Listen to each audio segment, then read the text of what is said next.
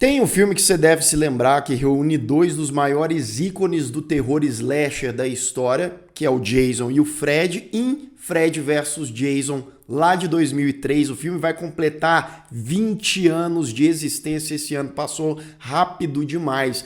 Eu lembrava até então, tinha uns anos que eu tinha visto esse filme, que era um filme ali na meiuca, mediano e tal, e eu revi esses dias e não é que o filme é bem melhor do que eu lembrava, que ele cumpre bem ali a sua proposta, que ele consegue divertir e até fazer uma homenagem para esses dois personagens. Vamos falar mais sobre isso no Histórias Perdidas.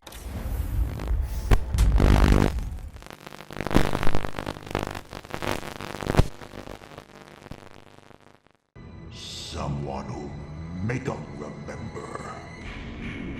Sejam todos muito bem-vindos a mais um Refúgio Cult, meus amigos. Hoje a gente vai falar desse jovem clássico para muita gente, para quem é fã de slasher, quem é fã de terror, que é Fred vs Jason de 2003.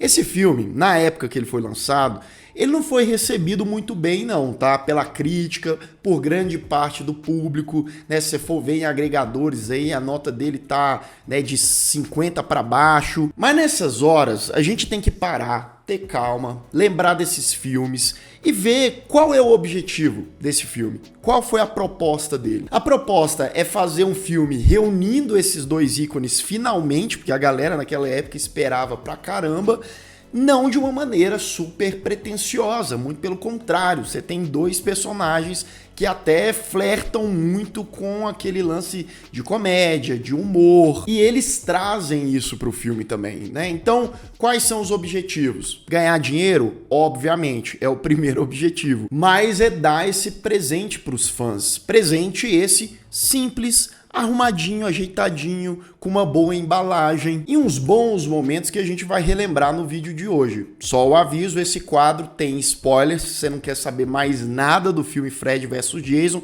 vai lá, veja o filme e depois volta aqui.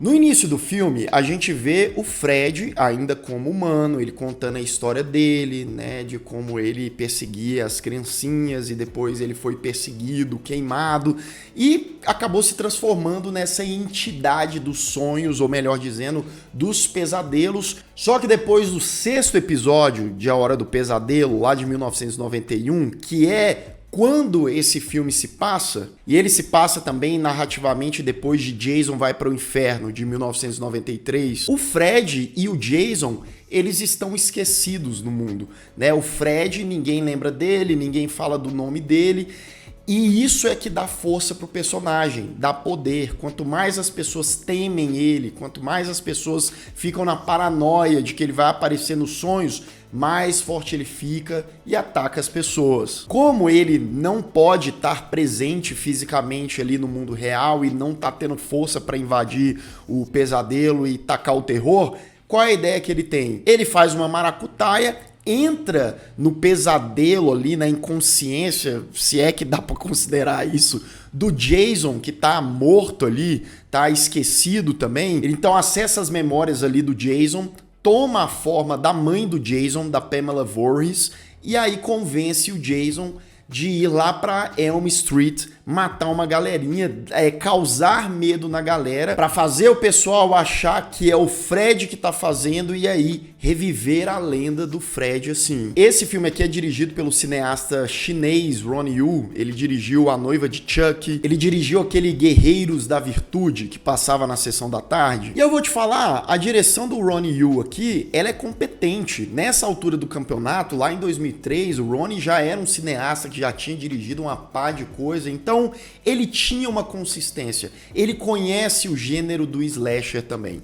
então ele sabe os maneirismos, ele sabe como angular uma câmera, ele sabe passar construir determinadas situações que são características do slasher. Lembrando, né, esse filme ele não tá aqui para inventar a roda, ele não tá aqui para fazer uma coisa diferentona, e ele nem consegue, né? A única coisa de diferente que ele faz mesmo é que pela primeira vez a gente vê o Fred e o Jason no mesmo filme. E dentro desse contexto, você vê que através da direção, dos aspectos de produção, eles conseguem fazer algo muitas vezes até criativo, tá? Tem uma ou outra cena desse filme que se sobressaem. E se no início desse filme, eu diria ali os primeiros 15, 20 minutos dele, a gente tem uma enxurrada de clichês e jump scares e coisas convencionais, no decorrer dele, principalmente da metade pro final, ele vai ficando mais consistente. Por mais que a narrativa seja simplerérrima, ela consegue trazer um pouco mais de interesse da parte do público. Bem, depois da introdução, a gente vai ali para Elm Street e tem uma casa onde tá rolando uma farrinha ali, uma brincadeirinha com os jovens. Sim, esse filme tá cheio, repleto de jovens,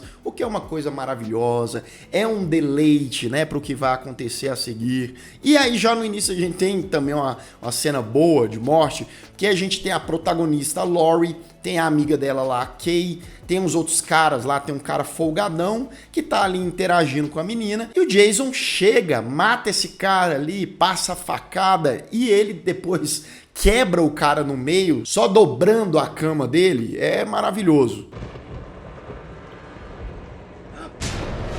O restante da casa consegue fugir.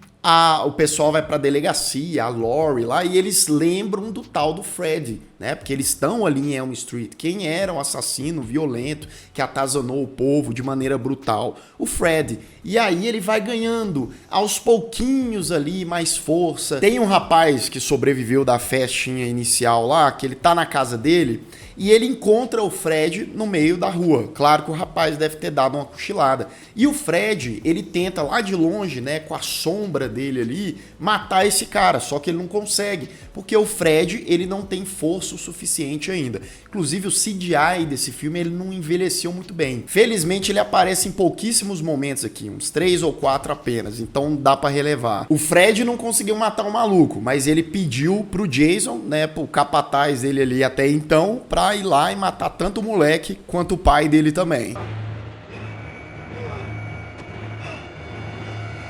Laurie, a mocinha do filme, né, a nossa final girl aqui, já tô dando esse spoiler, mas enfim, já tá na cara que ela vai ser a final girl de Fred vs Jason. Ela se reúne com o Will, que é o ex-namorado dela, que ela é apaixonada, que estava preso no hospital psiquiátrico, ele e um amigo dele. E aí já começam algumas teorias de que eles estavam envolvidos em um ataque que o Fred fez ali na região, né? Inclusive o irmão de um desses personagens acabou sendo assassinado pelo Fred. Então o que eles têm em mente, né? Que eles estavam sendo mantidos nesse hospital psiquiátrico para eles não espalharem mais a palavra do Fred Krueger, não espalhar o medo. É tipo aquela coisa do vírus, né? Do contágio. Ó, falou do Fred Krueger, ele vai reaparecer e o bicho vai pegar. Mas nada desses detalhes importam. Você sabe por quê? Porque tá tendo uma festa no meio de uma plantação infestada de jovens, né? Inclusive a Laurie tá lá, o Will também vai, a Kay, a amiga da Laurie, e tem uma outra amiga da Laurie que ela acaba nanando, né? Caindo ali no sono depois de tomar uns gorós. E aí a gente tem o Fred testando mais uma vez os seus poderes. Essa cena é muito boa, tá? Até esteticamente, aquela coisa de pesadelo, né? A fotografia dela é um vermelho escurecido, esfumaçado.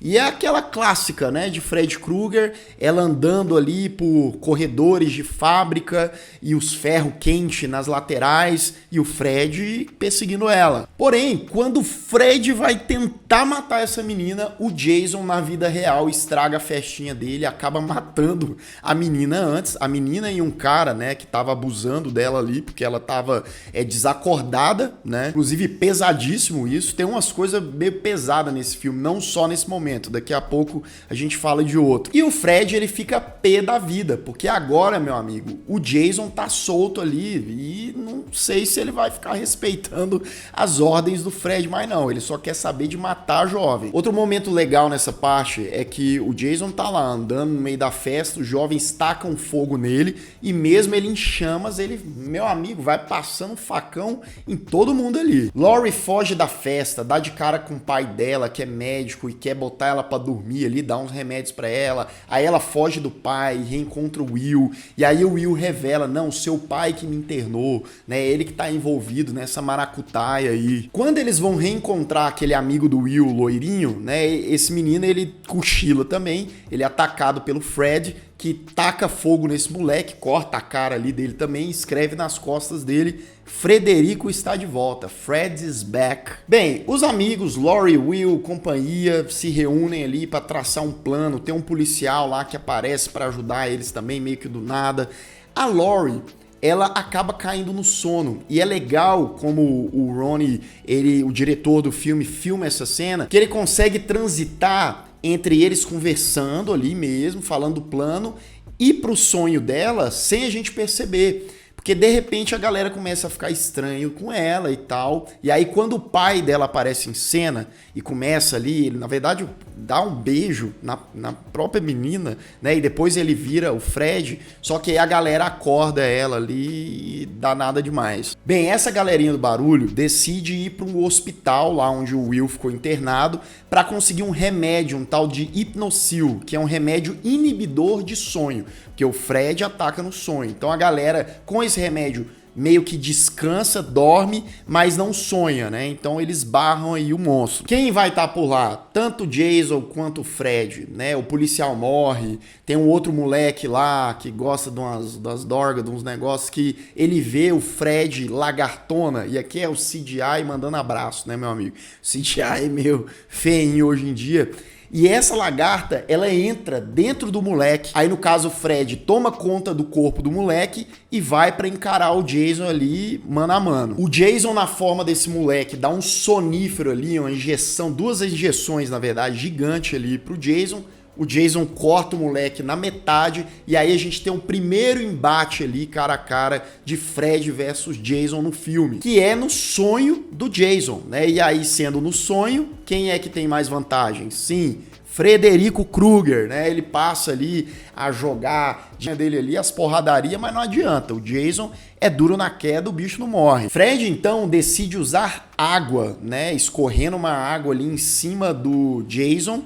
E aí é uma coisa, né? Porque o Jason, ele tem aquela coisa do trauma da água, do primeiro filme e tal, de como ele morreu, eu sei disso, mas em outros filmes da franquia, ele aparece em algumas cenas saindo da água de boa, tranquilão, não parecendo tão traumatizado assim.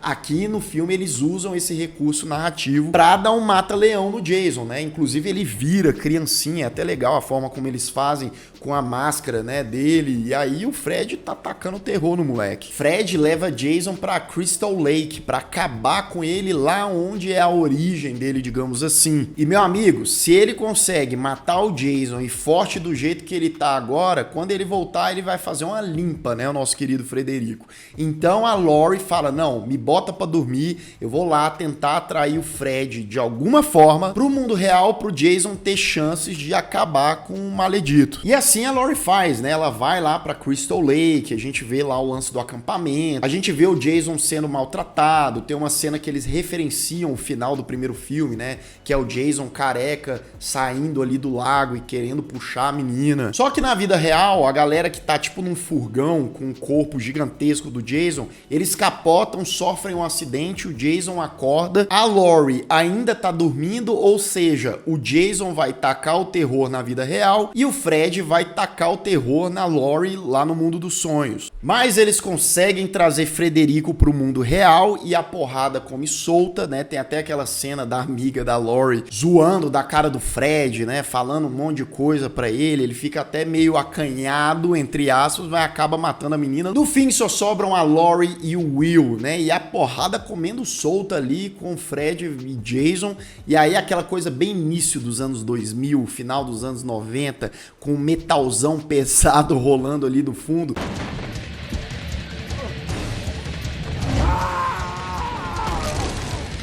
Mas esse embate é legal, né? O Fred, ele usa ali as talas de metal contra o Jason, usa uns torpedos ali, mas não adianta, o bicho é brabo. Laurie consegue explodir ali todo lugar, quando acha que deu fim nos dois malucos, não deu foi nada, né? O Fred reaparece ali com o facão do Jason, e aí quem vem atrás? O Jason, né? Ele usa a própria garra do Fred, que ele tinha cortado o braço do Fred, para furar o Fred ao meio, e a Laurie pega o facão do Jason e dá aquela cortada na cabeça do Fred. Jason afunda no lago, né? A Mimir, ele vai afundando. Laurie e o Will sobrevivem, vão embora, coisa linda. Só que na manhã seguinte, a gente vê a cena do Jason saindo da água, ó, lembra só, do lago, carregando a cabeça do nosso querido Frederico, e ele dá uma piscadinha ali pra tela.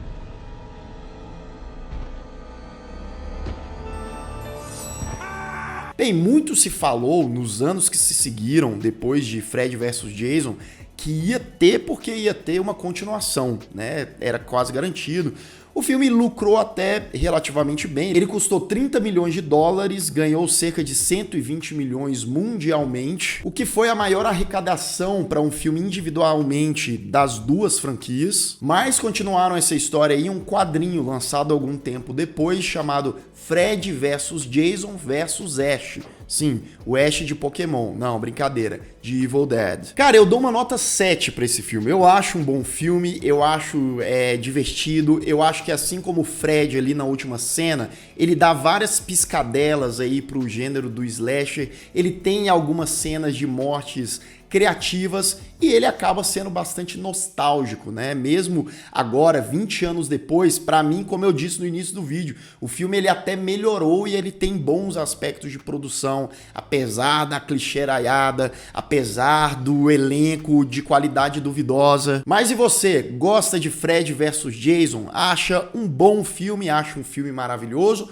Ou é um filme que não adianta, não te pegou, você esperava muito mais, ainda continua te decepcionando? Deixa aqui nos comentários. E se você ainda não é inscrito aqui no canal, se inscreva aqui embaixo, clique no sininho para receber todas as notificações e deixe o seu like, que ajuda muito o Refúgio Cult. E eu vou ficando por aqui. Caso você tenha perdido os últimos vídeos do canal, ó, tô aparecendo bem aqui do meu lado, é só clicar e assistir. Caso o YouTube não tenha te mandado, um grande abraço e até mais.